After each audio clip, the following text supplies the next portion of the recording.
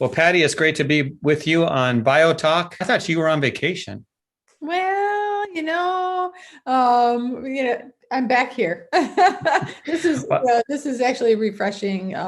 This being able to talk with the two individuals that we're going to be talking with. today's topic is about sports. We have two guests waiting in the waiting room. Let's go talk to them and let's see what we can learn. We're both pleased to have with us Sam Coghill, the VP of Operations with the Miami Dolphins. Hi, Sam. Hello, how are you, Jeff? Good. And Ignacio Guerra, the VP of Operations and Parking with the Staples Center in Los Angeles. And you said Iggy would work, right? Absolutely. Hello, everybody. Well, good to have you here with us on BioTalk, and GBACtv presentation. So we're going to talk about sports, I believe. Patty, isn't that the topic today? Oh, absolutely. This last year, our sports arenas have just led the pack and getting reopened and staying opened in some situations. And these are two individuals and representing two organizations that I would talk to people about all the time. You need to talk to these folks. You need to look at what they're doing. And they were even creative in some areas to be able to continue to be reopened. Yeah. So it's a timely subject. Everyone's wanting to get out there and do things and take their masks off. But let's start with this question. What is the state of the professional sporting industry right now? And maybe we'll start with you, Iggy. So for us, we're in that period where we are opening mass openings. We have been limited here in California. We had some more restrictive ordinances that were keeping us from having a full capacity. But now we're at full open. So it's an exciting time for us here. Well, good to hear. How about you folks down there in Miami, Sam? Yeah, we've been in a little bit of a different situation, really at the beginning of the pandemic when we first reached out to Patty and the team. We started putting a plan in place to be open for football.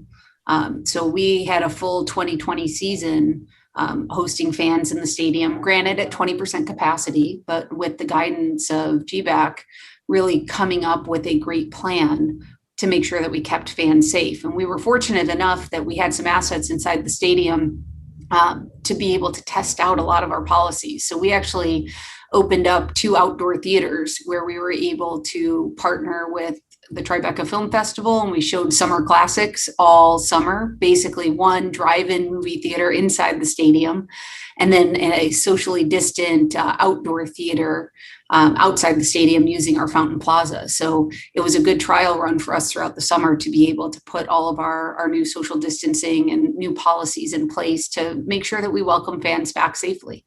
Mm-hmm. Yeah, Sam, I have to say that to me, that was so, I guess, creative to do for a lot of reasons. Also, it allowed people to still be feeling like they could get out and be, social a little bit as far as it brought back, I'm old enough, Jeff's not, to remember those drive-in movie days and families going to, Disney movies and everything. And so even during this really, pandemic that really hit families hard, they were able to do that.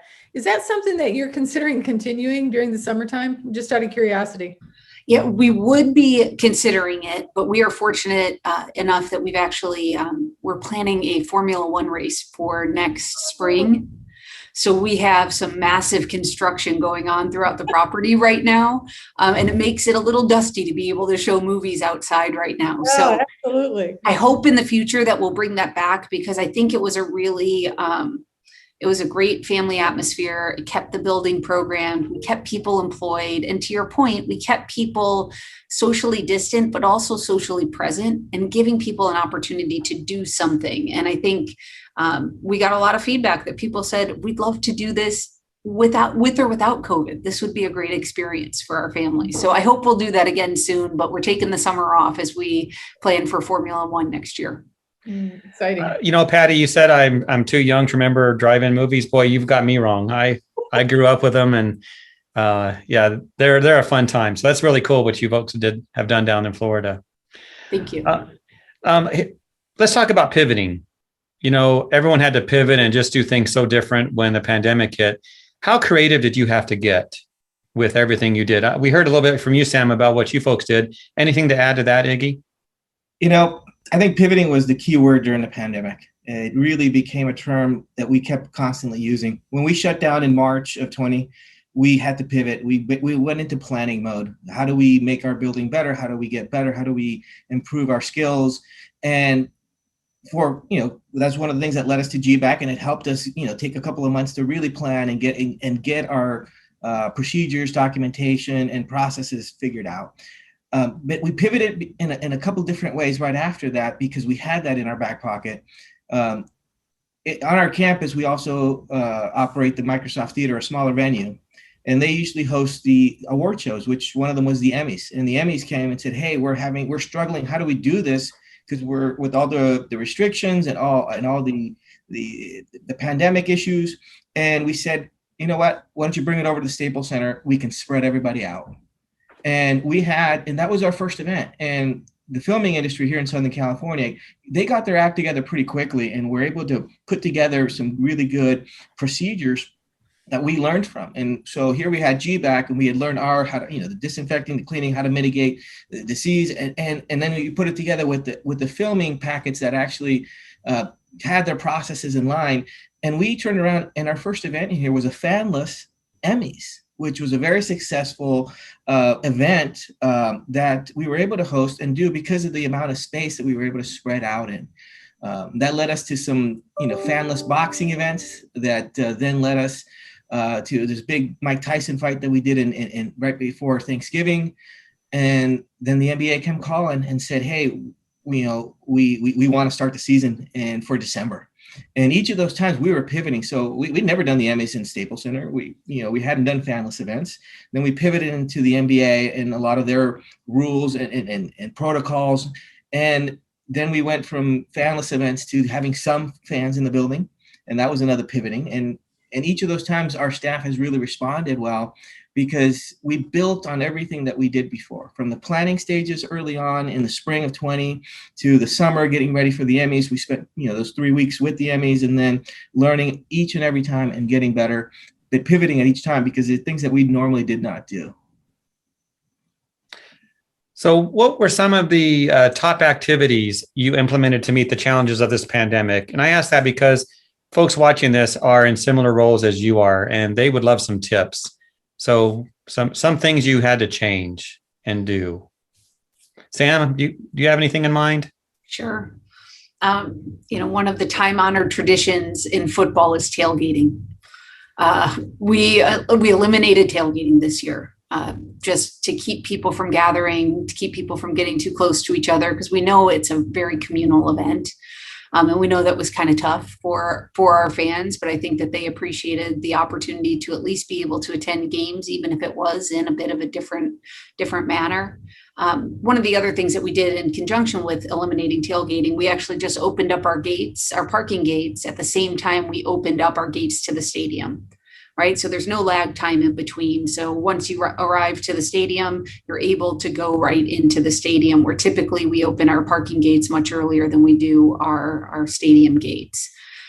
We also implemented contactless entry. We adjusted all of our magnetometers and invested in new magnetometers, so you don't have to divest anything that's in your pockets unless it's something that really raises a flag. And then also, electronic ticketing, went 100% with electronic tickets. So we created, again, another contactless point of entry. We also eliminated cash at the stadium. And we had a cash exchange in a couple of our gift shops inside the stadium. So if you had cash and that was the only thing you had to purchase anything with, you could exchange it for a gift card.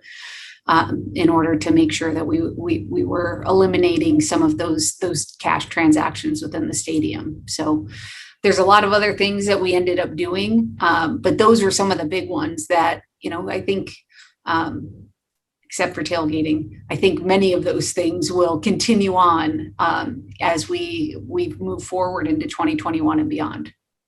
Yeah, that was part of my next question, but you covered it. Some of these things you'll keep doing, except tailgating. I think that's important. Yeah, Iggy, do you guys do tailgating? We do not do tailgating, but food was a very big issue. Again, I think food, and especially with some of the restrictions we had here in California, have been consistently one of the top issues here. We did a lot of the same things. We went contactless and touchless everywhere we could. That was a big movement for us, and it helped kind of streamline some things. It also changed some of the things that we've been doing for many years. But some of the other bigger changes, one was we really reached out and worked with our local county health officers. That was a big change in that we were being proactive. We were meeting with them. We knew that we wanted to convince them, and we did, that we are able to safely host these events. They were very reluctant at the beginning, but at the same time, they really understood that we put in a lot of effort and that we were setting some pretty high standards that we were going to meet. And I think the other big thing was training, that our staff was really well trained. Having to deal with the masks has been an art form for some of our staff, because it's a conflict. It's very emotional for people to wear a mask or not wear a mask. And here in California, we were required to wear masks. And so we had to do a little verbal judo training to how do we diffuse things? How do we make people understand and comply when we know that a lot of them don't want to, but here we're trying to host these events, and it was a big requirement that everybody kept their masks on. And so we really spent time, and our staff and the training that they went through, and honestly, some of the beating that they took as some of the fans, unfortunately, don't always cooperate, and they're very loud and can be obnoxious at times. But we mitigated that, and we're very proud of how we've dealt with all the mask issues. And I think that training, even though we're not going to be requiring masks, that training and how to handle and diffuse situations will carry on for a long time. Hey, Jeff, if you don't mind, I'd like to jump in on one quick anecdote about something that we learned along the way. We planned for the season. We talked about the fan journey. We thought about how do we diffuse the mask situation? How do we make sure we're being thoughtful about food and beverage to really create as much of a socially distant environment as we possibly could? What we didn't think through was people finding a way to skirt the system by getting a big container of popcorn and keeping their mask off. Because if you were actively eating or drinking, you could keep your mask off. So I think we have a PowerPoint deck that has probably about 40 slides in it of an individual just for 2 hours, one kernel at a time, actively eating. And so a couple games into the season, we actually made the decision to ban popcorn. Popcorn is back now, but for the football season, that was something that we decided to eliminate from our menus. People can be very, very creative. So resourceful. Yeah. That's interesting, because popcorn's a huge revenue, I'm sure. It's a very popular item, but it was causing more issues than it was worth for us. So we just made the decision that we're going to eliminate popcorn for the rest of the football season. Yeah. So let's have a moment of truth question. Knowing what you know now, if you could go back in time and do something differently, is there anything you would do? Iggy, we'll start with you. I think for us, we were kind of in a unique situation. We're a building that hosts 4 professional teams and 40 to 50 concerts a year. We honestly did not think it was going to be this long of a shutdown period. And when we started our planning, we focused on, we're going to be back in a couple of months. Obviously we missed quite large on that one. We did engage everybody that we should have, but I think with us having so many different, the NBA, the NHL, these different leagues, it was hard to try to, because when we went pretty fast, and we were trying to merge what each of the leagues wanted, also with what was being sent to us by our local health officers. And so merging those was a very difficult task. And I think we spent way too much time on the what ifs and on things that we probably shouldn't have focused on, and just gotten down to the things we can control, the things that we can do effectively to prove that we're a safe venue for the staff, for the artists, for the players, for any of the attendees. I think we spent too much time dwelling on things that we shouldn't have, and we should have just been focused on the things that we had to do in order to make this facility safe. Honest comment. Thank you. Sam, anything to add? Yeah, it's a difficult question. Hindsight can always be 2020. We didn't have a lot of time where, some of the other leagues, there was a pretty clear edict that they were not going to be hosting fans quickly. We felt like we saw the opportunity to try to welcome fans back as early as September. So we had just come off Super Bowl. So we ended on like the highest of highs of this terrific event. And by March, mid-March, we're home. But in actuality, by the beginning of April, we were already mobilized and putting this plan together and engaged with GBAC. So I think, I'd credit our leadership and our organization and just kind of thinking about like, this is something that's here. How are we going to deal with this? We can only control so much, but how are we going to deal with this pandemic and try to do everything we can to prove that you can get people back into a stadium safely? I mentioned earlier, or at one point about popcorn, thinking a little bit more clearly about where some of the loopholes would be to wearing masks and how can we communicate more effectively about what the stadium policies would be, because they were a drastic change. We eliminated smoking at the stadium. We eliminated, like I said, popcorn, no cash at the stadium. So there's a lot of things that like we could have done more potentially to continue to make sure that we were managing expectations, especially with visiting fans. Because we were the only place that some of those fans could see their team this year. So you had fans traveling from all over the country to come to us. And then they'd arrive to the stadium thinking, well, Florida's open. We can do whatever we want here. And we're like, yeah, you can't. This is how we've opened. So we had a lot of management to kind of work through with visiting fans, to be very candid. And that could have been something that we thought a little bit more about, is how we were going to make sure that they were appropriately prepared to be at the stadium. Yeah. Lots of things we've learned and will apply in the future, I'm sure. I guess a question to both of you: how often do you see what we went through this last year and the lessons that we learned in the conversations that people are dealing with now, as far as we need to maintain and be prepared for potentially this winter? People are nervous about the winter and this winter season when flu season comes back, and it's about the time a lot of our vaccines are going to start maybe needing to be reboosted. Are you hearing people with those conversations? Are you talking about that? Or is it something that people are like, oh, Lord, I've had to deal with this for the last year and a half. I don't want to deal with it anymore. I think in the back of our minds, pandemics have now come a little bit more to the forefront. In the past, I remember a few years ago, IAVM did a conference. There was an Ebola outbreak, and it came in, and we ended up having a discussion with a bunch of venues as to, wait a minute, is this something we need to worry about?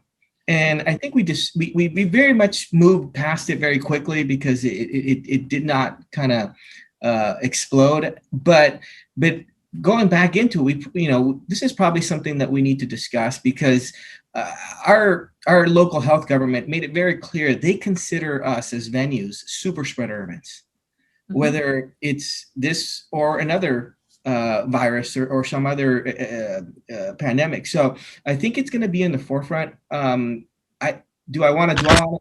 I think we've done a lot this year to get through this, and it's taken a toll on the staff and everybody that works here. But it will always stay kind of in the back of our minds here that we need to be proactive and keep some of these procedures and some of these best practices that we've learned, because they'll help us. And if we need to activate some of these other restrictions, the masks and some other things, that we'll know how to deal with it in the future. Yeah, Sam? I think that was well said. We're still waiting on guidance from the NFL as to what the next season looks like for us. We're starting to get bits and pieces of it right now. But we were prepared, and we were creative and united as an organization. And Patty, with your guidance as well, that was something that, like we talked about, the hygiene theater, drones, and everything else, people, UV lights, everything that people were coming to us with. Not being experts on infectious diseases, being able to come to a resource like yourself and the ISSA and everyone that's associated with the organizations, it was very helpful for us to be able to parse through some of the nonsense to get to a point where we feel confident in, if we have to reactivate any of those plans, we will be quickly mobilized to do so. No, thank you. And I want to second that, because Patty, your staff has been really excellent.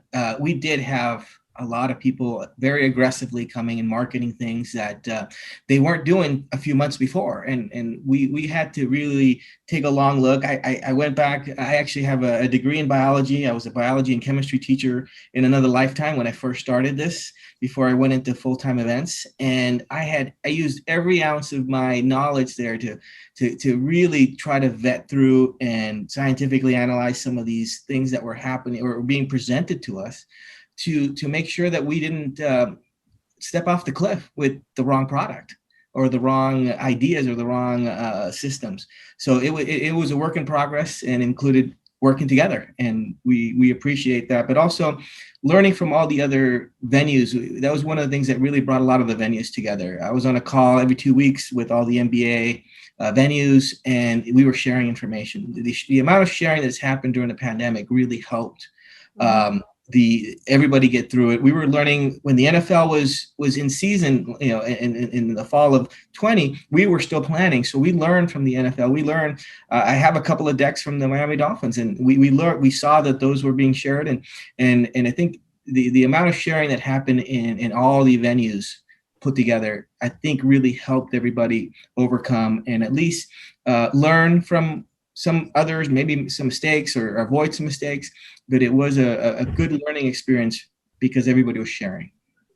I think that is a great way to put what we talk about. Is it takes that really, this is a community effort. And I think the sporting industry really showed that, because what you had to do is, it didn't work if just one of you were open. If just one of you could play football or basketball or baseball, as a collection, you all had to be able to proceed forward. And it really forced, it wasn't just the teams who are highly competitive between each other, and it's a big business, but that you really supported each other to be able to work forward. And we saw that on a day-to-day basis. Connecting different folks with other venues that were already successful.